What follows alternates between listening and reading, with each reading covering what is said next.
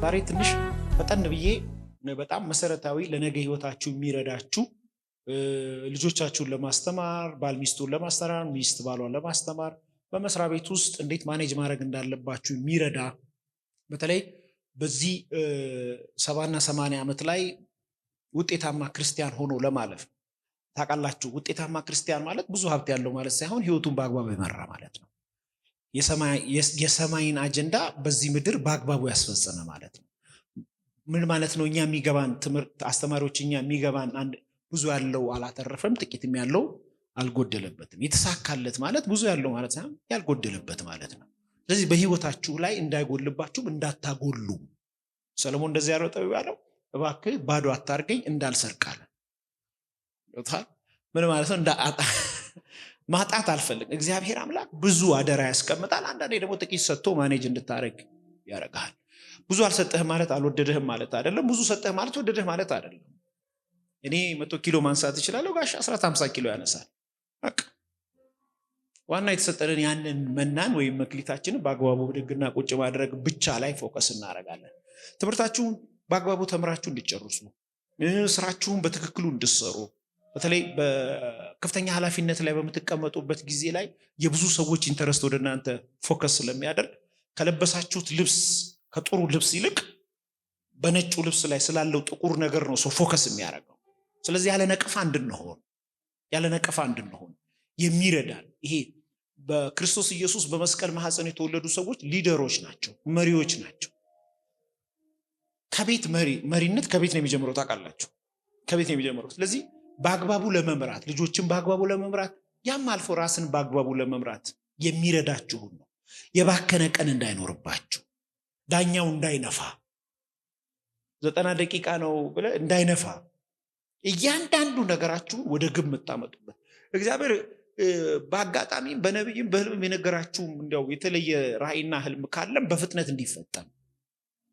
አንዳንድ ራእይና ህልሞች በ30 ዓመት መፈጸም ሲኖርባቸው 37 ላይ ነው ኢትዮጵያ ውስጥ የሚፈጸመው። ይሄ አደጋ አለው በጣም። ለምንድን ነው ተብሎ አንድ ሪሰርች ሲጠራ ኢትዮጵያን ባህሪያቸው ነው አለ። ከየት አገኘው አለ። እንዴ ትዝ ይላል ያ ኢትዮጵያዊ ጃንደረባ አለ። አዎ ኢትዮጵያዊ ጃንደረባ ያነብ ነበር አለ። ፊልጶስ አግኝቶት ምን ያደርግ ነበር? ያነብ ነበር። ጮክ ብሎ ነው የሚያነበው። ከዛ ፊልጶስ ተነጥቆ መጣና የምትለውን ታውቃለህ አለው። የሚተረጉምልኝ ከሌለ እንዴት አውቃለሁ? ኢትዮጵያኖች ያነባሉ እንጂ የሚያነቡትን አያውቁም ይባል። ትንቢት መስማት እንጂ የምንችለው ማስፈጸም አንችልም።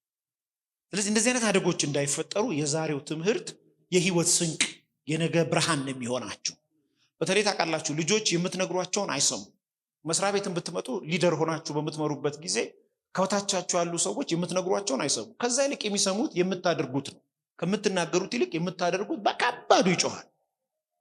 ስለዚህ ተው ስትለው ልጅህ አይሰማህም። ስትተው አንተ ግን እሱ ይተዋል። ግልጽ ነው አይደል? ለምሳሌ እንጸልይ ብልሃት ሚስትህ አትጸልይ፣ ራስህ አንተ በንግግር አሰማም። ስትንበረከክ ግን በተደጋጋሚ ስትንበረከክ ያ መንበረከክ ድምጽ ነው። ቀስ ብላ አንድ ቀን ተንበርከካ ታገኛታለህ። የዛሬው ሐሳቤ እነዚህ ተጨባጭ የህይወት ጉልበት ያላቸው ማንነቶችን 1 2 3 4 5 ብዬ ጊዜ እንደረዳኝ የምናገርበት ሐሳብ ይሆናል። ቁጥር 3 ነው ማነሳው። የመንፈስ ቅዱስ ተግባር በደህንነት ስራ ውስጥ ወይም በድነት ስራ ውስጥ መነሻ ጥቅስ የምናደርገው ሮሜ 8:14 ነው። ሮሜ 8:14 እንዲህ ብሎ ይነበባል። በእግዚአብሔር መንፈስ የሚመሩ እነዚህ የእግዚአብሔር ምንድን ናቸው? ልጆች ናቸው ይላል። በምን መንፈስ የሚመሩ? በእግዚአብሔር መንፈስ። እንግዲህ የሚመራ ካለ የሚመራ አለ። ይሄ የህይወት መርህ ነው። በጊዜም ጥሩ ቦታ ለመድረስ መመራት ይጠይቃል። የሚመራ አካል ከሌለ ልትመራ አትችልም። ለምሳሌ ጌታ ኢየሱስ ክርስቶስ እንደዚህ ያለ እውር ቢመራው ሁለቱ ምን ይላሉ? ግን የሚገርማችሁ እውር ይመራዋል። ምን ብሎ ካልከኝ ልምራ ያለ እውር አያለው ብሎ የገባው ሰው አለ። ጌታ ኢየሱስ እኮ ያለ ምክንያት አይደል። እውርን ምን ይመራዋል? እውር ይመራዋል አለ። መጨረሻው ጥፋት ነው፣ ግን እውር ይመራዋል አለ። እንዴት ነው ሲባል ልምራ ያለ እውር ምን ብሎ አያለው ብሎ አደጋው በጣም የከፋ ነው። ዓለም ሰውን ከመራች፣ ዓለም ቤተክርስቲያንን ከመራች፣ ዓለም የክርስቶስ ኢየሱስ የደም ጠብታ ያለባቸውን ሰዎች ከመራች፣ ሚስት ባልን ከመራች በጣም አደጋው የከፋ ነው የሚሆነው። ቁልቁለት ነው የምትገቡት። መሄድህን ካየህ ነው የምትሄደው። አሁን ሚስት ቤትን ከመራች በጣም አደጋው ቤቱ እየሄደ ነው። መቼ እንደሚወድቅ ግን አታውቅም፣ አይታወቅም። በጣም አደጋው የከፋ ነው የሚሆነው።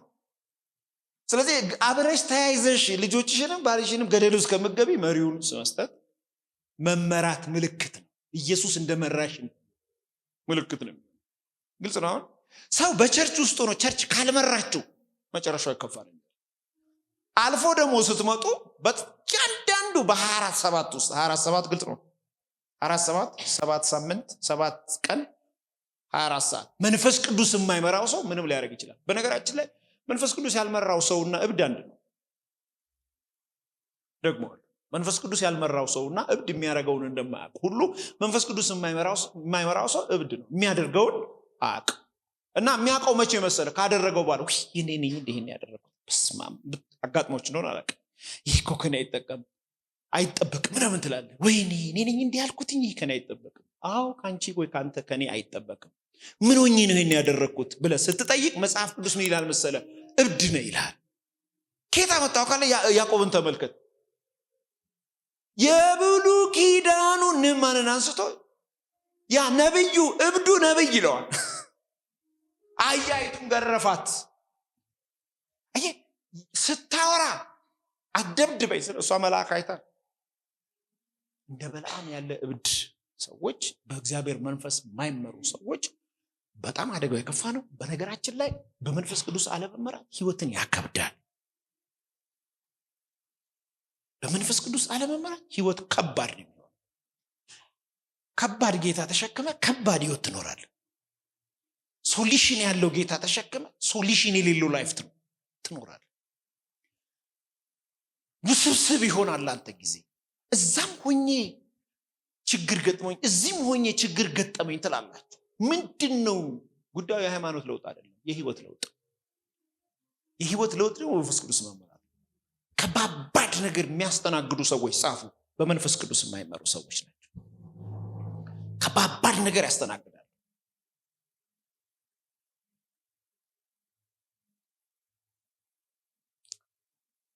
በሰርፕራይዝ በሰይጣን ሰርፕራይዝ ላይፋቸው የሚሞላ ሰዎች በመንፈስ ቅዱስ የማይሞሉ ሰዎች ናቸው። መንፈስ ቅዱስ የማይመሩ ሰዎች ሰይጣን ሁሉ ቀን ላይፋቸው ላይ ሰርፕራይዝ ያደርጋቸዋል። በሰርፕራይዝ መሞላት ካልፈለግ ሰይጣን ላይፍን፣ ቤትህን፣ ትዳርህን፣ ኑሮህን፣ አገልግሎትን ሰርፕራይዝ እንዳያደርግ ከፈለግ ብቸኛ መድኃኒቱ አገልጋይ እጁን ሲጭንብህ አይደለም፣ በመንፈስ ቅዱስ ማለት ነው መመራት። መንፈስ ቅዱስ ሊድ የሚያደርጋት ቤተክርስቲያን፣ መንፈስ ቅዱስ ሊድ የሚያደርገው ቤተሰብና ግለሰብ ለነገራችሁ ከምችለው በላይ ተራራው ደልዳላ ይሆናል፣ ሰርጓጉጡ መሬት ይስተካከላል። ደግሞ በሰዓት ውስጥ ብታልፉም ክብር ይሆናል። መስዋዕትም ካለ በመንፈስ ቅዱስ ምሪት እኮ ያዋጣል። አንተ ላቆምኮ ምስል አንሰግድም 7 እጥፍ አንድደው እንገባለን። በመንፈስ ቅዱስ ምሪት ከእሳቱ መልስ እኮ ነው ያውራጃ ሹመት የጠበቀው። ስለዚህ ምን ጊዜ ልውጣ፣ ልግባ፣ ልቀመጥ፣ ልነሳ፣ ልሂድ፣ ላድርጋል የመንፈስ ቅዱስ ምሪት በጣም ወሳኝ። የመንፈስ ቅዱስ ተግባር በድነት ስራ ውስጥ ከሚያከናውናቸው ነገሮች መካከል አንዱና ዋናው ድነት ቀጣይነት ያለው የህይወት ሂደት በመሆኑ በእምነት የተቀበልነውን የዘላለም ህይወት በተግባር ተገልጦ እንዲታይ በመንፈስ ቅዱስ መመራት ያስፈልጋል። ኃጢአት በማሸነፍ በተቀደሰ ህይወት ለመኖር በየጊዜው በመንፈስ ቅዱስ መሞላት አለብን። ሁለት ሀሳቦች የሚጣረሱ የሚመስሉ ግን የሚዛመዱ ሀሳቦች አሉ። ሰው ድኗል፣ ኮርስ በክርስቶስ ድኗል። ድነቱን በተለያየ መንገድ ግን ሊያጣው ይችላል። ድኛለሁ ብሎ ሰው እንደ ልቡ ሊሆን አይችልም። መጽሐፍ ቅዱስ ሲናገር ቅርንጫፍ ከግንዱ ጋር እስካለ ድረስ በህይወት እንደሚኖር ሁሉ የዚህን ዓለም ምኞት ወዶ ዴማስ ሄደ ይላል። ድኗልና ሄዷል። ድኗል ኖ አይደለም። የዳነ ሰው የህይወት ኳሊቲ ሲናገር ድነቱን እየፈጸመ መፈጸም ማለት በመንፈስ ቅዱስ መመራት ማለት መቼ? ዛሬ ነገም ጌታ እስኪመጣ ወይ እኛ እስክንሄድ ድረስ ወደ ጌታ ሄደን ብለን የምንመሰክርለት ሰው በመንፈስ ቅዱስ የሚመራ ሰው በመንፈስ ቅዱስ የሚመራ ሰው በጣም ቀላል ህይወት የሚኖር ሰው በመንፈስ ቅዱስ የሚመራ ሰው ስለሆነ ስለዚህ በእግዚአብሔር መንፈስ የሚመሩ የእግዚአብሔር ልጆች ናቸው። ሁለተኛ ሲናገር ኃጢአትን በማሸነፍ እኔ ላስት ዊክ ነካክቼ አልፌዋለሁ። ኃጢአትን ማሸነፍ የሚለው ትርጉም በርካታ ሪፈረንስ መጽሐፎችን ሳነብ የምትጠሉትን ነገር ነው እንጂ የምትተውት የማትጠሉትን ነገር ልትተውታችሁ። ሰው የሚጠላው ነገር ነው ድጋሚ እንዲያየው የማይፈልገው። በህይወታችን እኮ ማየት እንችላለን። በጣም ሲምፕል ኤግዛምፕል ላንሳ። ደግማችሁ ማየት የማትፈልጉት ሰው እኮ ማለት እኮ የጠላችሁት ሰው እኮ ማለት ነው። እኛ መጥላት ባልተፈቀደልን ነው። እንደዚህ አይነት ካራክተር ያለን ሰዎች ካለን ለምንድን ነው ሰውየውን ስታየው የሚያንገሸግሽ? ጥላቻ። ኃጢአትን ለመታው መታገል አይጠበቅብህም መጥላት እንጂ እንድትጠላ ደግሞ የሚያደርገው የምትመራበት ዓለም ሲስተም። በዳንክ ጊዜ መንፈስ ቅዱስ ስላለ ያ ያለው መንፈስ ቅዱስ እንዲደመጥ ይፈልጋል። በስምሰማው ጊዜ በጣም ከሚጠየፈው ነገር መካከል ኃጢአት ስለሆነ ኃጢአትን እንድትጠላው ያደርጋል። ስትጠላው ነው ማታደርገው። አትታገል ኃጢአትን ለማድረግ ለመተውና ላለመተው አትተውማ። ጳውሎስ እንደዚህ ያለ የማልፈልገውን ነገር ራሴን ሳደርግ እገኛለሁ። እንኪያስ ከኃጢአት እንዴት ልላቀቅ? ጠላው። ስትጠላው እድሜህን አታይም። ስትጠላው ሰው ምን ይለኛል አትልም። ስትጠላው ብድግ አድርገን በቃ ከላህ ላይ የምትጥለው። ጥላቻ ለኃጢአት በጣም ይረዳል። ኃጢአትን ስትጠየፈው ስትጠላው ትተዋለህ። ካልጠላኸው ግን ባሪያ ያደርጋል። ስለዚህ በመንፈስ ቅዱስ መመራት በህይወታችን ላይ ከሚያደርጋቸው ነገሮች መካከል አንዱ የክርስቲያንን ህይወት ያቀላል። በመንፈስ ቅዱስ መመራት 3:1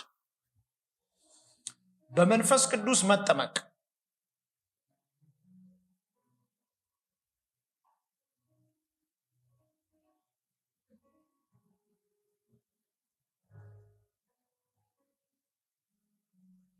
በመንፈስ ቅዱስ መጠመቅ። በመንፈስ ቅዱስ መጠመቅ አማኙ ኢየሱስ ክርስቶስን በማመን የኃጢአት ይቅርታ ካገኘ በኋላ በመንፈስ ቅዱስ በአማኙ ልብ ውስጥ ለመኖር መምጣቱን የሚያረጋግጥ የመንፈስ ቅዱስ አሰራር። የመንፈስ ቅዱስ አሰራር በመንፈስ ቅዱስ መጠመቅ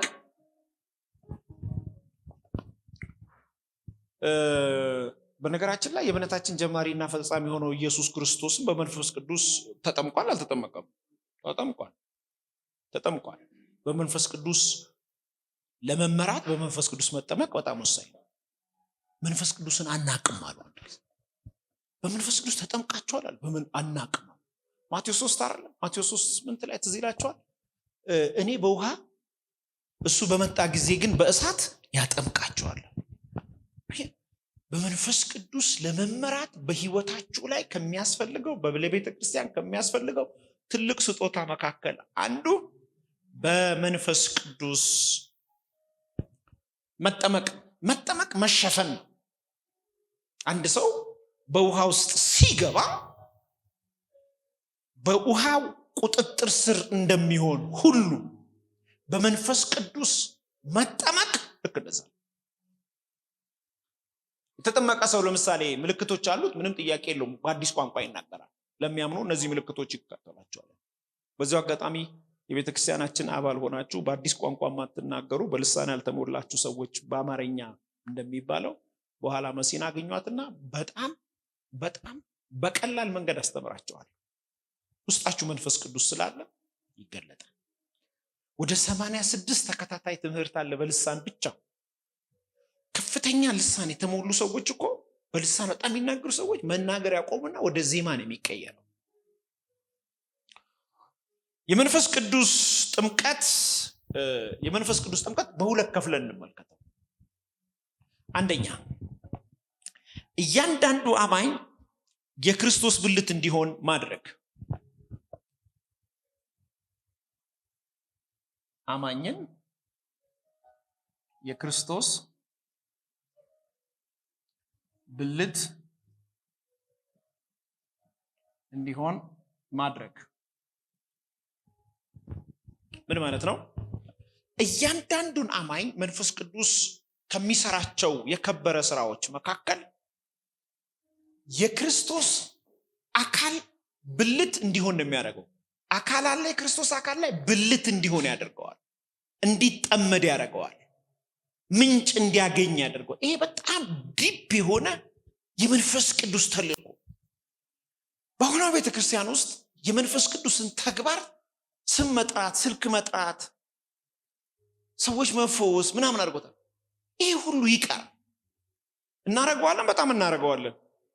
ግን ይሄ ሁሉ ቀሪ አይምሯችሁ ተከፍቶ የሰማይ እርካታ ምንድነው ብላችሁ ብትጠይቁኝ የመንፈስ ቅዱስ የመጠመቅ የመጀመሪያው ውጤት በግለሰብ የክርስቶስ ኢየሱስ ብልት ማድረግ ነው።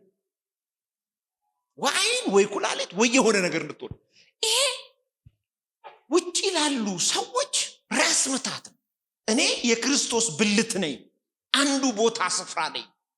እሱ አካል ሲሆን እኔ የሆነ ቦታ ነኝ። ይሄንን እንዴት ሆነ ብለህ ብትጠይቀኝ መጽሐፍ ቅዱስ የሚነግረኝ ይሄንን ነው።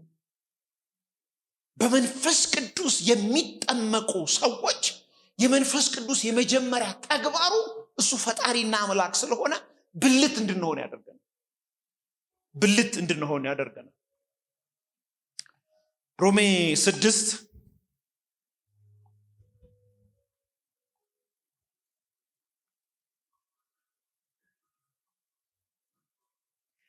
ወይስ ከክርስቶስ ጋር አንድ እንሆን ዘንድ የተጠመቅን ሁላችን ከሞቱ ጋር አንድ እንሆን ዘንድ እንደተጠመቅን አታውቁምን? ከክርስቶስ ኢየሱስ ጋር አንድ እንሆን ዘንድ ተመልከቱ። በምን? የመንፈስ ቅዱስ አሰራር ተጠምቀን ምን ሆንን? ብልት ሆንን። ቆላስይስ ምዕራፍ 2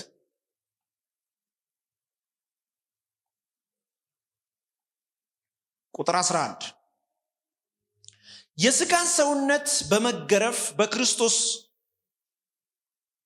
በመግፈፍ የሥጋን ሰውነት በመግፈፍ በክርስቶስ መገረዝ በእጅ ባልተደረገ መገረዝ በእርሱ ሆናችሁ ደግሞ ተገርዛችኋል። የአብርሃም ዘር ለመሆን ምንድን ያስፈልጋል? መገረዝ ያስፈልጋል። የክርስቶስ ዘር ለመሆን እጅ ባልነካው በመንፈስ ቅዱስ የጥምቀት ስርዓት ውስጥ ብልት እንድንሆን ያደርገናል። ሰዎች የተቃና የእግዚአብሔር ሐሳብ አስተናጋጅ ከሚሆኑበት አንዱ ፕሮግራም መካከል ብልት መሆናቸው። ብልት ካልሆንክ ተጠቃሚ ከአካሉ መሆን አትችልም። ይህ በጣም ቼክ ማድረግ መቻል አለብን። ለምሳሌ የኔ እጅ አይምሮዬ ካላዘዘው እንዲህ ሊል እንደማይችል የክርስቶስ ኢየሱስ ላይ ብልት የሆነ ሰው አካሉ የሚያዘውን ነው የሚያንቀሳቅስ። ጥረት አይጠበቅብህም ማለት ነው፣ ማረጋገጥ ነው የሚጠበቅብህ። ይኸውልህ አይን ቢመታ ይላል ያገሬ ሰው፣ አፍንጫ ቢመታ ምን ያለቅሳል? አይለቅሳል። አየህ፣ የአንዱ የአካሉ ብልቶች ስለሆኑ ጥሬ ስጋ እየበላህ ምላሱ ዲና ወዲህ እያደረግ ስታገላብጥ ሳትብላ ጥርስ ብትነክሳት ያማል። በጣም ህመሙ ሙሉ ነው የሚያም። እስቲ ጥርስን ይመም፣ ራስን ነው የሚያም። ለመዳን አካላት ተነጋግረው የተቻላቸውን እንደሚያደርጉ ሁሉ ልክ እንደዚሁ እግዚአብሔር በክርስቶስ በመንፈስ ቅዱስ አማካኝነት አካሉ ላይ አምጥቶ ብልት አድርጎናል። ይሄ እንዴት ሆነ ብለህ ከጠየቀኝ በመንፈስ ቅዱስ አሰራር ብቻ፣ በመንፈስ ቅዱስ አሰራር ብቻ። ሁለተኛ አማኞች በሙሉ ስለ አንዲት ቤተክርስቲያን አማኞች በሙሉ በአንድነት አንድ አካል እንዲሆኑ ማድረግ። በአንድነት አማኞች በሙሉ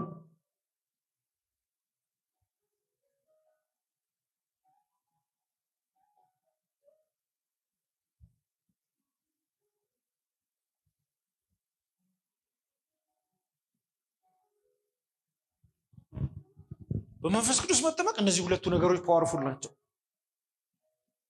በተለይ ለምስክርነት ይረዳችኋል።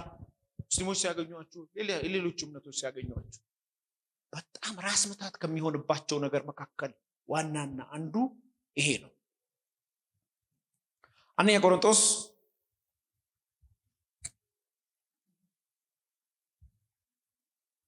ምዕራፍ 12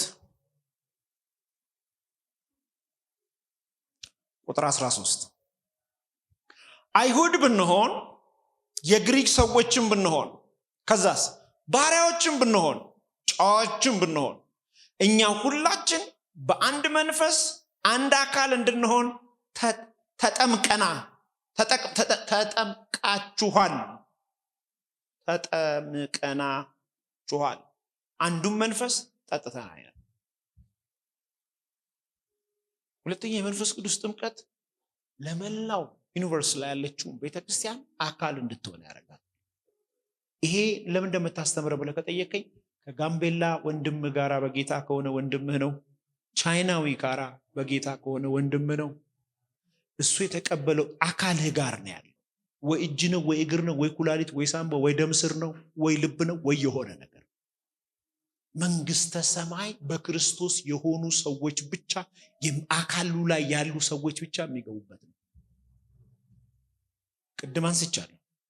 እኔ ባበላው ወዲያና ወዲህ ባደረኩኝ እየተነከስኩ እስከ መቼ ልኑር ብላ ምላስ ከዚህ መውጣት ፈልጋለሁ ብላ እዚህ ጋር ልሁን ብትል ይቻላል? ቢቻልስ ስጋ ነው ብላ አሞራ ምን ታረጋታለች? ይላችሁ አካል ላይ መኖርህ ምልክቱ የቸርች ሜምበር ነህ። ለምን አትለኝም? ቁርስ ምሳ ራት በዚህ ነው የሚዘጋጀው። እረኛ የሌለው በግ አደጋው ይከፋል። በነገራችን ላይ ያለ እረኛ በግ የለም። እሺ ልገልብጠው። በጎች ባሉበት ብቻ ነው እረኛ ያለው። እኔ በጣም ይገርመኛል ሰዎች በግ ሳይኖራቸው እረኛ ሲሆኑ። የለም እንደዛ የሚባል አሰራር መጽሐፍ ቅዱስ። በግ ሲኖር ብቻ ነው ምን ትሆነው? በግ በሌለበት ምን ጋይድ ታደርጋለህ? የምታበላው ሳታገባ ሚስት ሳይኖር ልጅ እንዴት ይኖርሃል? አይኖርም። አይመጣውም እኮ። ይኸውላችሁ በህይወት ዘመናችሁ ምንጊዜ ልዘነጉት የማይገባ የውጪ ምግብ ተከታታይ መብላት የቀን ጉዳይ እንጂ ታይፎይድ አይዘን። የፈለገው ይኑርህ። በነገራችን ላይ የአዲስ አበባ ሀብታሞች በጣም ሀብታሞች ውጪ እንደማይመገቡ በዚሁ አጋጣሚ ሲነግራቸው በታላቅ አክብሮት ነው። ቤት ነው ገብተው ይበሉት። ስጋ ቤቱን ያጣበበው ማን ነው የምትለኝ? ደላላ ነው። ደላላ እኮ ነው። ይሄ ቁብ ይወጣለት የተቀጣጠሩ ሰዎች ምናምን እኮ ነው የሞሉት። አጣራን እኮ አጣርተን የኢትዮጵያ ሕዝብ ሀብታም ነው ብሎ መንግስት አጣርቶ እኮ ሀብታም እንዳልሆነ አጣራ። የለም እና ቤቱን የሞላው ምንድን ነው ካልከኝ የቀን የሚያገኝን ቁብ ይወጣለት ጉቦ የወሰደ ምናምን ነው። ሀብታምስ ልክ 6:30 መኪናውን አስነስቶ ሚስቱ ጋር ነው። ሀብታም ብቻ ጨዋ ሰዎችም ጊዜ ያላቸው ሰዎች ወይ ምሳቃ ቋጥሮ ይሄዳሉ ወይም ደግሞ ቤት መጥተው ይበላሉ። ለምን? የቤት ነው። አይነፋም፣ ሆድ አይነፋም፣ ጤነኛ ነው። ዘይቱ ጤነኛ ነው፣ ቅቤው ጤነኛ ነው፣ ኮሌስትሮል አያመጣም፣ ግፊት አያመጣም። ጤነኛ ምግብ ነው። ይላችሁ ቤት ሄደው የሚበሉ ሰዎች የሚነካኩት ነገር አለ። አካል አላቸው። ልጅ የሚባል ቤት የሚባል ምናምን አላቸው። አልፎ አልፎ እንበላለን። በትክክል ግን የምንበላው ቤታችን። ለምን? አካል ስለሆነ። ጠላት አካል ያልሆነችውን በግ ነው የሚበላት። መንፈስ ቅዱስ ደግሞ ዋና ዓላማው አካል ማድረግ ይፈልጋል። ካልሰማውስ መሆን አትፈልግም። ስፍራ አይኖርህም፣ ቦታ አይኖርህም። የዳዊት ቦታ ክፍት ነበር እንደሚል ነበረዋ። ስፍራ የሌለው ሰው የቀን ጉዳይ ነው እንጂ በአንበሳም በነብርም ይበላል። በመንፈስ ቅዱስ ስትጠመቅ ግን የመንፈስ ቅዱስ ዓላማ አንተን፣ አንቺን፣ እኔን አንድ ስፍራ ማስቀመጥ። ቅድም እንደዘመረችው ሊዱ በስፍራ ሆኜ እጠብቅሃለሁ፣ ወደ ስፍራ መልእክቴን እልካለሁ። ሚሴጅ እኮ ከባድ ሚሴጅ እኮ። በስፍራዬ ሆኜ እጠብቅሃለሁ እንድትመልስልኝ፣ በስፍራዬ ሆኜ ወደ ስፍራ ደግሞ መልእክት ልካለሁ። ብዙ ሰው ወደ እግዚአብሔር ነው መልእክት የሚልከው፣ እግዚአብሔር ሲመጣ በስፍራው የለም። ይሄ ለህይወት ዘመን ስንቃችሁ ነው። ቸርች ሰስቴን አድርጋ እንድትኖር ልጆች ተወልደው አድገው አግብተው ትልቅ ሰው ሆነው ቤተክርስቲያን አገልግለው ሸምግለው እዚሁ መድረክ ላይ እንዲነበሩ ተብሎ መሸኘት፣ ይሄ በጣም ትልቅ እድል ነው። ይሄ የከበረ እድል ነው። በመካከላችን ያደገ የኖረ ያገለገለ ከዛስ በኋላ አምላኩን አክብሮ የተሸኘ ኦ ብለን ነጭ ለብሰን የምንሸኘው እግዚአብሔር ቤተሰቦች፣ በመንፈስ ቅዱስ እንደተጠመቃችሁ ማረጋገጫው ብልት ትሆናላችሁ፣ ጠቃሚ ትሆናላችሁ፣ ተጠቃሚ ትሆናላችሁ። አዘ ሴም ታይም ደግሞ አካል ትሆናላችሁ። የቤተ ክርስቲያን የዋናው ቤተ ክርስቲያን አካል ትሆናላችሁ። በግል አካል መሆን አይቻልም። በጋራ በግል ብልት ነው የምንሆነው። በግል ብልት ነው የምንሆነው። በጋራ አካል ያደርገናል። ብልት መሆኑ ጥቅማችን ምንድን ነው? ብልት ደም ትቀበላለች፣ ልብ አጣርታ ትሰጣለች። የምትጠጣው ውሃ ኩላሊት አጣርቶ እንደሚሰጥ አየህ። ብልት ካልሆንክስ አትጠቀምም፣ አትጠቅምም። ብልት መሆነ ማረጋገጫ በመንፈስ ቅዱስ ተሞልታል። ኦኬ፣ በመንፈስ ቅዱስ ስትሞላም ትሆናለህ፣ ብልት ትሆናለህ። ብልት መሆነ ማረጋገጫ ምንድነው? ትጠቅማለህ፣ ትጠቀማለህ። ዝም ብለህ የምትጠቀም ከሆነስ አላጣራህም ተብሎ ሌላ ኩላሊት ይቀየርና ቸርቿ ያንተ መሆኗ ማረጋገጫው በሁለት ምክንያት ነው። አንደኛ ትጠቅማለህ፣ ሁለተኛ ትጠቀማለህ። የትኛው አውትፑት ኢንፑት የለውም እንዴ? ወይ በፋይናንስ ታገለግላለህ፣ ወይ በቤት መድረክ ታገለግላለህ፣ ወይ እንደኔ በመስበክ ታገለግላለህ፣ ወይ እንደ ሌሎቹ በመዘመር ታገለግላለህ፣ እንደ በመስበክ ታገለግላለህ፣ በትንቢት ታገለግላለህ። ማታገለግለው አገልግሎት የለም። አንተ ላይ ያስቀመጠው ነገር አለ። እግር ጥሩ አልወለደህም። አንድ ቦታ ተቀምጠህ ብልት ሆነ ጠቅመህ። አንዳንድ ቦርጭ እኮ ታውቃላችሁ የተለያየ ችግር ምክንያት ነው። አንዳንድ ሰውነት ማበጥ ውስጥ ላይ ያለ ኦርጋን ውስጥ ላይ ያለ ብልት በትክክል አለመስራቱ። በትክክል ቢሰራ ሰውነት ትክክል ነው የሚሆን። የእግዚአብሔር ቤተሰቦች ብልት ባለመሆናችን ምክንያት እኛም እየተጎዳን ነው፣ ሰዎችንም እየጎዳን ነው። በእኛ የሚጠቀሙ ሰዎች ስላሉ፣ በእኛ ፈገግታ የሚጠቀሙ ሰዎች ስላሉ። እና አንድ ጊዜ በጣም ሞቴን የፈለግኩት በጣም የዛሬ ረጅም ዓመት 20 ምናምን ዓመት ነውና እናት የለኝ አባት የለኝ፣ የቤቱ የመጀመሪያ ልጅ ነኝ። እንጀራ የሚያጎርሰኝ የለ፣ መጠጣው ምበላው የለ። ግራ ገብቶኝ ባህር ዳር ላይ አሁን አለ ቀጠና 2 ሙሉ ወንጌል ነው የሚያገለግለውና የዛን ጊዜ ወንጌላዊ አክሊሉ የሚባለው በ1996 ዓመተ ምህረት ይመስለኛል።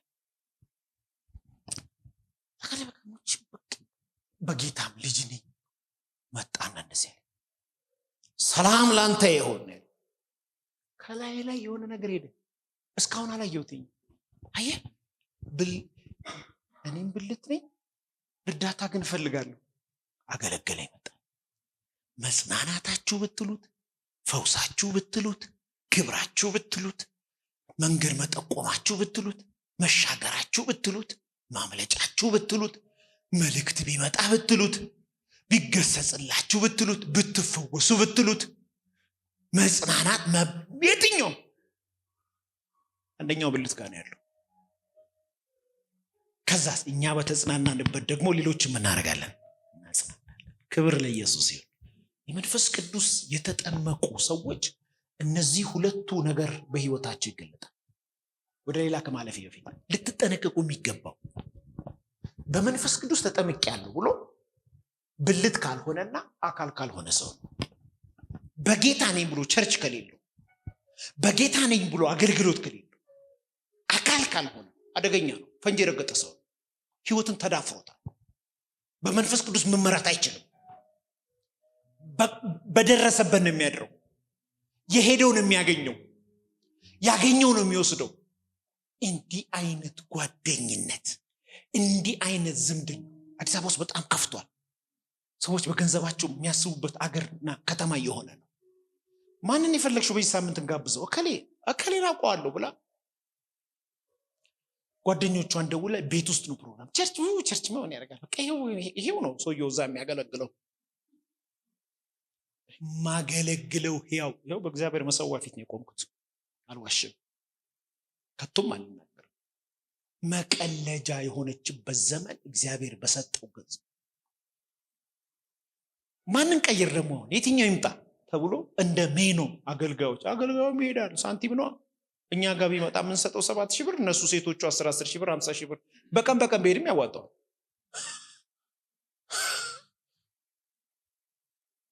ደግሜ እነግራቸዋለሁ፣ ቢላዋ እንደሚስል ክፉል ባልንጀርነት መልካሙን አመል ያበላሻል።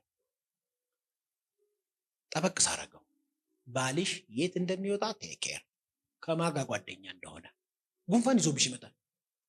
ጌታ እንዲቀልብሽ ያደርጋል። ብዙ ጊዜ እንደዚህ አይነት በሽታ በእርግጥ በወንዶች አይታይም፣ በሴቶች ነው። ሴንሲቲቭ ስለሆኑ ቀላል፣ ለጌታም ቀላል ናቸው ልባቸው ስለሚነካ። ሚስት የት እንደምትወጣ በደንብ ማረጋገጣል፣ የማን ጓደኛ እንደሆነች። ሴትዮዋ ጥሩ መኪና ሊኖራት ይችላል፣ ጥሩ ሜካፕ ሊኖራት ይችላል፣ ጥሩ ሽቶ ሊኖራት ይችላል። ጥሩ ጌታ ከሌላት አደጋው የከፋ ነው። ብር እንጂ የምታበድራት ጌታን አሰጣትም። የምታገቢው ሰው የቸርች አባል ካልሆነ አደጋ ላይ ነው ያለሽው። እረኛ ከሌለው አደጋ ላይ ነው ያለሽው። ሼራ በረበር ሊል ይችላል፣ ባላ አይደለም። ሊሞካክርም ይችላል የሆነ ነገር፣ ባላ አይደለም። በህንድ ፊልም እንዳታገቢ። ብልት ነህ ወይ? ፈንክሽን ታረጋለህ ወይ? ትንቀሳቀሳለህ ወይ?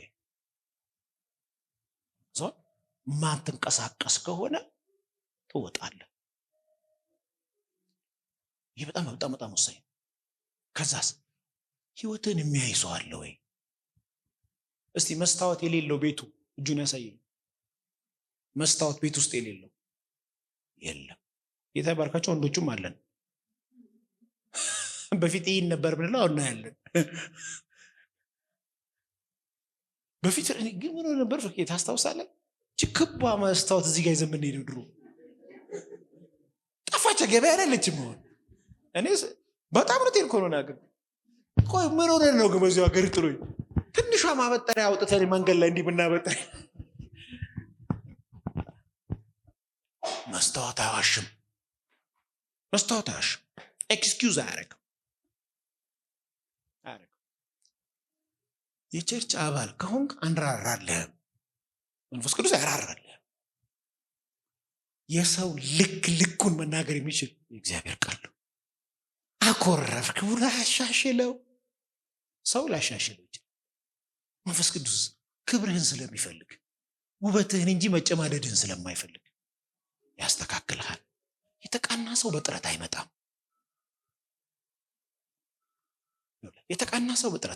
የተቃና ሰው በአካል ውስጥ በመግባት ብልት በመሆን ነው የሚመጣው። ትበስላለህ። ስትበስል ለኃላፊነት ትበቃለህ። ያድናል ኢየሱስ። ሌላው በመንፈስ ቅዱስ ይሄ መጠመቅ ነው አይደል? በመንፈስ ቅዱስ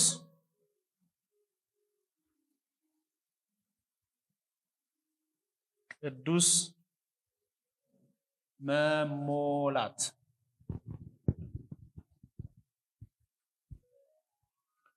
በመንፈስ ቅዱስ መሞላት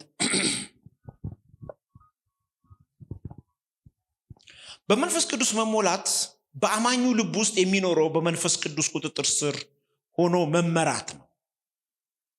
ሙላት በየዕለቱ የሚከናወንና የሚደጋገም ነው። ሙላት በየቀን የሚደረግና የሚደጋገም ነው።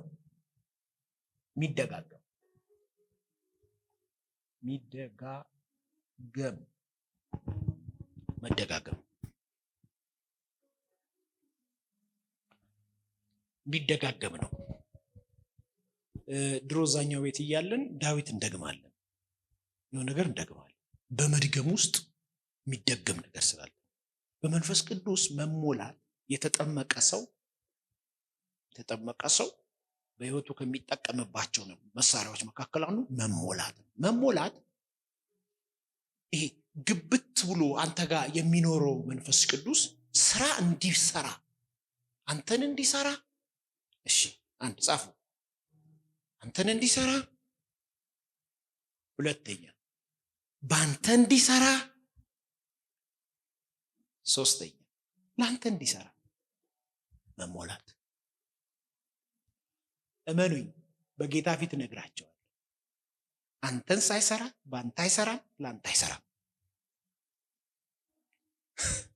አንቺን ሰርቶ ባንቺ ሰርቶ ላንቺ ይሰራል እስቲ ልገልብጠው ላንቺ ሰርቶ ባንቺ ሰርቶ አይሆንም አይመጣም አሁን ብዙ ሰው ሳይሰራ ይሰራል ከዛ ደግሞ ለራሱ እንዲሰራ ይፈልጋል ይሄ አላቃችሁ መባልን ነው የሚያመጣው የመንፈስ ቅዱስ ሙላት መሞላት ማለት የገባው ጌታ መኖሪያ ያደረገን ጌታ እኛ ውስጥ እየኖረ ያለው ጌታ ተዝናንቶ ፍቃዳችንን ዕውቀታችንን ስሜታችን ላይ የበላይ ሆኖ ምን ማለት ነው አንተን ይሰራል መሞላት ማለት ይሄ ነው መሞላት ማለት ወንበር መስበር ማለት አይደለም መራገጥ ማለት ከዛ በአንተ መስራት ይጀምራል እየሞላ ነው ያለው ከዛስ በጸለይ ቁጥር በአንተ መስራት ይፈልጋል ለአንተ መስራት ይጀምራል እሺ 3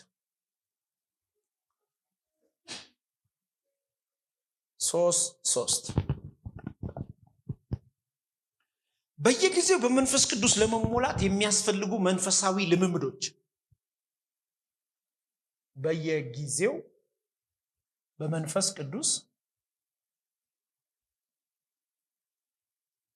ለመሞላት የሚያስፈልጉ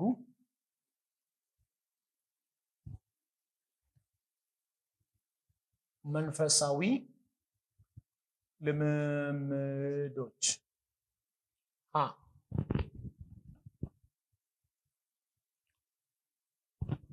መጸለይ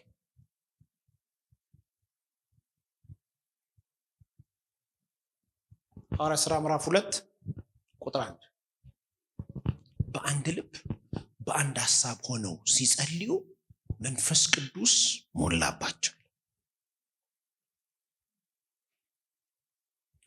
በሕይወታችሁ ላይ በመንፈስ ቅዱስ ለመሞላት መቋረጥ የሌለበት የሕይወት አይነት መጸለይ ነው መጸለይ መተንፈስ ነው ብላችሁ መጸለይ መተንፈስ ነው መጸለይ ስታቆም መተንፈስ እንዳቆምክ ይቆጠራል ኦኬ መተንፈስ ካቆምክ ስምህ ምን ይባላል ሬሳ መጸለይ አቆመስ ያሆነ እየተሞላ አይደለም መጸለይ መተንፈስ ከሆነ አለ ማለት መተንፈስ ካቆምክ ሬሳ ከሆንክ መጸለይ ካቆምክ መሞላት እንዳቆምክ ይቆጠራል ብዙ ሰው አንድ አይነት የህይወት ኑሮ እያደረገ የተለየ ውጤት ይጠብቃል መጸለይ አቁመህ መልስ እንዴት ትጠብቃለህ እግዚአብሔር የልብ አምላክ እንጂ እኮ የልብ ውስጥ ያለ አምላክ የልብ አምላክ እንድትጸልይ እንድትናገር ይፈልጋል መንፈስ ቅዱስ ሙላት የሚገኝባቸው አንዱ መርህ መጸለይ ነው በእግዚአብሔር ቃል መማርና ማንበብ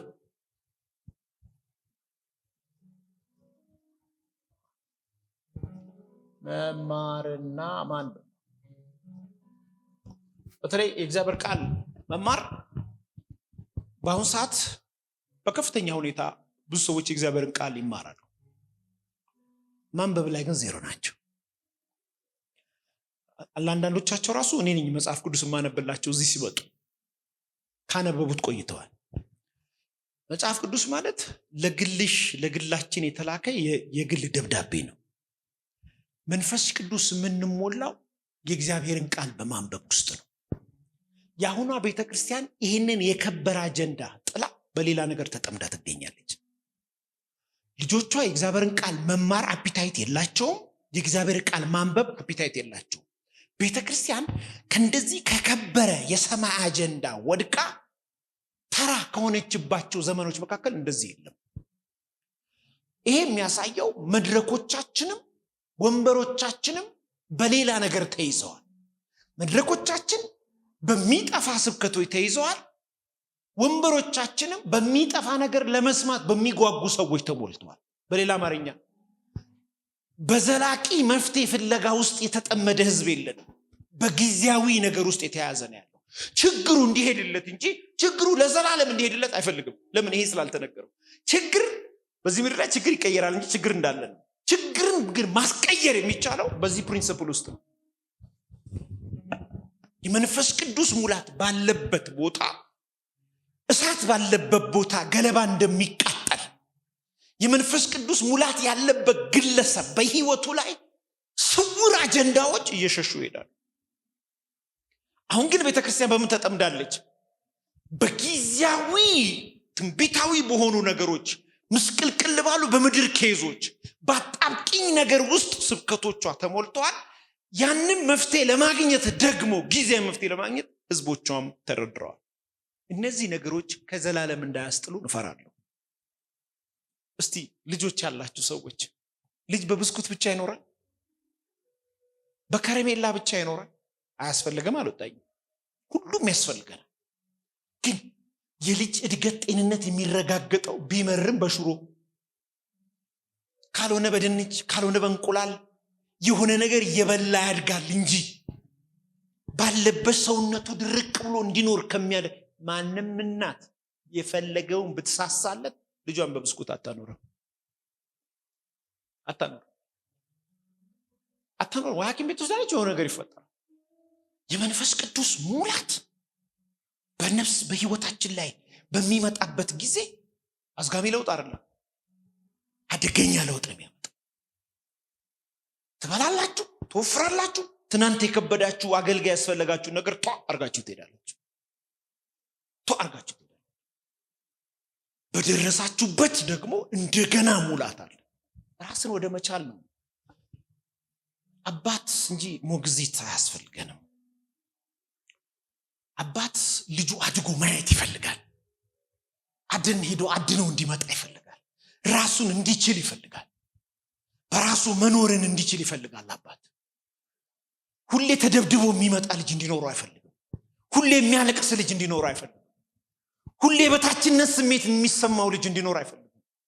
አባት ልጁ አድጎ በርትቶ ባለቤት እንዲሆን፣ በሆነ ነገር ላይ እንዲበረታ፣ የእጆቹ ስራ እንዲቃወለት፣ የማይደክም ቻሌንጅን አልፎ የሚሄድ መከራን አልፎ የሚሄድ አባት በዚህ አይነት ልጅ ነው የሚደሰተው።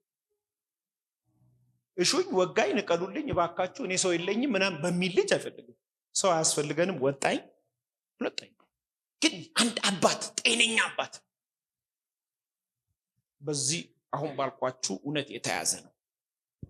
ለዚህ ደግሞ የሚረዳን የመንፈስ ቅዱስ ሙላት። የመንፈስ ቅዱስ ሙላት ደግሞ መንገዱ አንደኛ መጸለይ፣ ሁለተኛ የእግዚአብሔርን ቃል መማር ነው። እቺ ቤተክርስቲያን ጌታ ቢፈቅድና ብንኖር በሚመጡት 5-10 ዓመታት የእግዚአብሔርን ቃል ጠንቅቀው የሚያውቁ የሚማሩ፣ የሚያስተምሩ፣ ማይሸወዱ ጃይንት የሆኑ ከሆዳቸው ገባ ከደረታቸው ወጣ እጅ በረጅም እግር ባጭር የሚያረጉ በማያስቀው ማይስቁ ነው ሁሉ ልክ የሆነ ልከኛ የሆኑ አጣው ብሎ ማያጉረመረሙ አገኘው ብሎ መልክም አይቀየሩ እግዚአብሔር ቃል በሙላት ያለባቸው የሆነ ችግር ሲገጥማቸው ብርክክ ብሎ ሸታባታሳ ፕራዲያናማስ አሊቫ ፕራዲያስ ከኔ ጋር ያለው ይበልጣል ከችግሬ ይልቅ እኔ ጋር ያለው ትልቅ ነው። ልጆቻቸውን በዚህ መርህ የሚያሳድጉ መንገድ ላይ የማያጨበጭቡ አንዳንድ ጉባኤ ታችኋል። በጣም እኮ የሚያስጨበጭቡ እኮ ቃል ይሄ ነው። እርግጠኛ ስምሽ ሰርካለም ነው ሲባል በጣም እኮ አደጋ ውስጥ እንዳለን እኮ ማረጋገጫ። አደጋ ውስጥ እንደ አንተ የ11 ዓመት ልጅ ጉድጓድ ዘለለ ብለህ ታጨበጭባለህ። ትክክለኛ እድገት በቃል ውስጥና ቃል በማንበብ ውስጥ ነው። አፒታይት የለህም ማለት አደጋ ውስጥ ነው ያለው ማለት ነው። አልተጠመቅም አልተሞላም ማለት። ቃል ስታነብ እንቅልፍ ይላል። አዎ ሁለተኛ ድገምበት እንቅልፍ፣ ሶስተኛ ድገምበት እየለቀቀ ሄደ። ልጅ ከሆንክ ካልሆንክ ናና ተደም ፍሮም ከስክራች መጀመር አለብህ።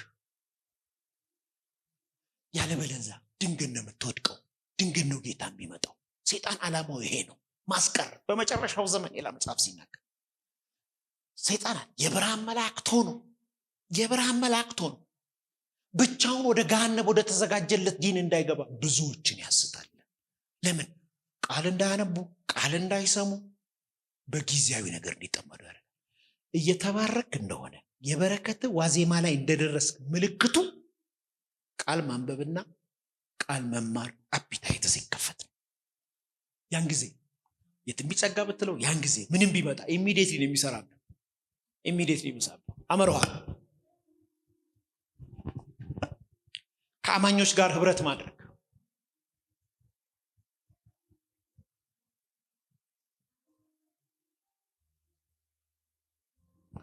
ከአማኞች ጋር ህብረት ማድረግ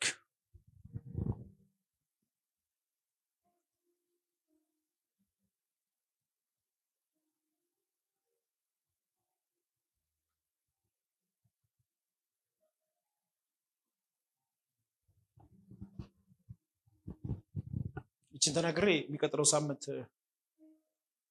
እንድቀጥል ከአማኞች ጋር ህብረት ማድረግ ጥቅስ ልንገራችሁ። ዮሐንስ 17:22 ሐዋርያ ሥራ 4:32 ዕብራውያን 10:24 ዕብራውያን 10:24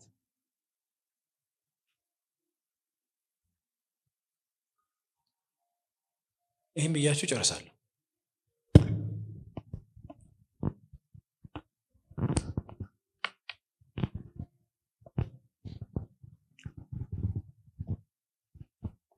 በህብረት ውስጥ መንፈስ መካፈል አለ። ለምሳሌ እኔ ይሄ የገባኝ ቀን አሁን የምከተለውን ፕሪንሲፕል ነግራቸዋል። እኔ ከማላቀው ሰው ጋር ማዕድ አልበላም።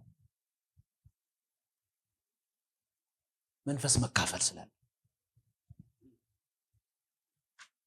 አልበላም።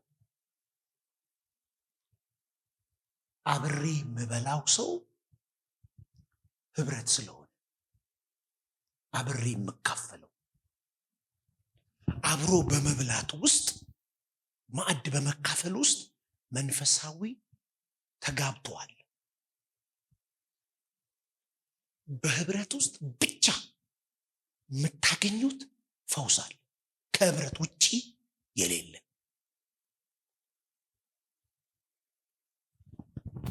በአንድ ላይ ተሰብስበው ሀብታቸውን በአንድ ላይ አድርገው በመካከላቸው አንድም ድሃ ችግረኛም አልነበረም። የሚድኑትንም መንፈስ ቅዱስ ዕለት ዕለት ይጨምርላቸው ነበር። በአንድ ልብ ነበር አንድ ማዕድ ውስጥ የሚበሉ። አንድ ላይ መብላት መንፈስ መካፈል። ህብረት ከሌለ እንደ ጥቁሩ እንደ ነጩና እንደ ቀዩ በሬ ነው የምትሆኑት። ትበላላችሁ። የጊዜ ጉዳይ። ደና ኋላቸውን ተገጣጥመው በመሸ ጊዜ አንተ ይንጠብቅ ያንጠብቅ ተብሎ ነጮና ቀዮ ጥቁሩ እየተጠባበቁ እያለ ጅቡ ዞራቸው። ሊያገኛቸው አልቻለም። በህብረት ነው። ጥቁሩ ጋር መጣና የሚሉን ሰማ። ቀዮና ነጮ አሉት። ምን አሉኝ አለ። ይሄ ጥቁር ጨለማ ነው እያሉ ነው፣ አይወዱህም አሉ። እኔን አሉ ብሎ እንዲያውም ከነሱ ጋር አልሆነም ሲል እችን አንዴ የምንፈልገው ብሎ በሉት። ሌሎቹንም በተራ በላቸው።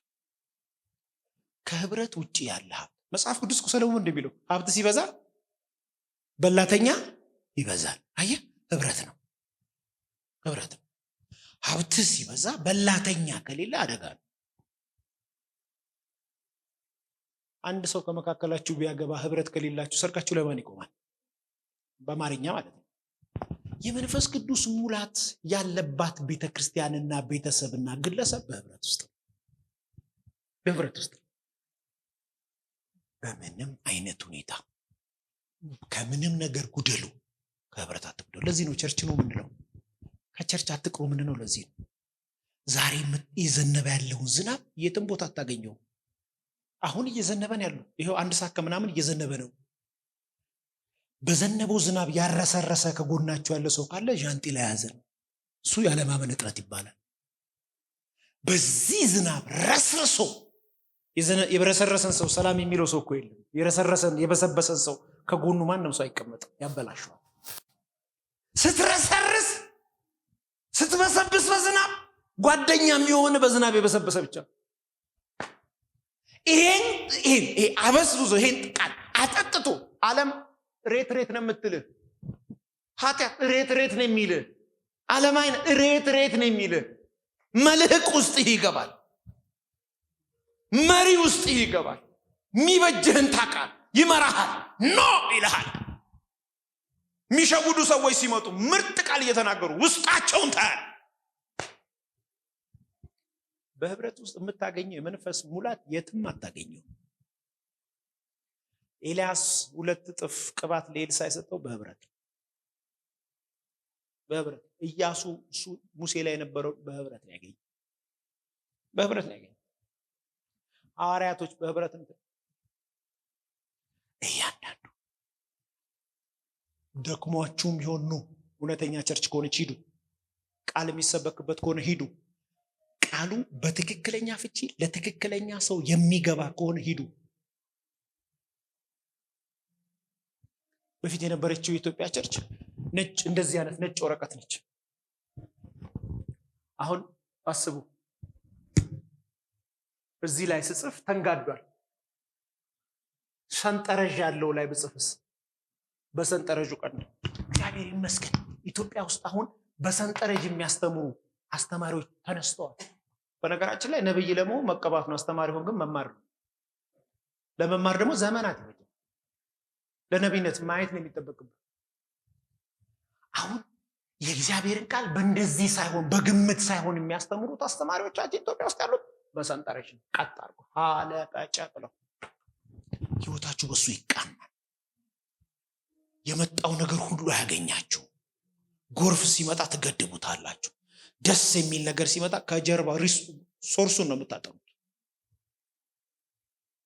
ሶርሱ ነው ከየት መጣ። ዱቄቱ ሲመጣ የት ተፈጨ፣ ዱቄቱ ምንድን ነው ትላለህ። ስለ ራብህ አትበላ፣ ትበረታል።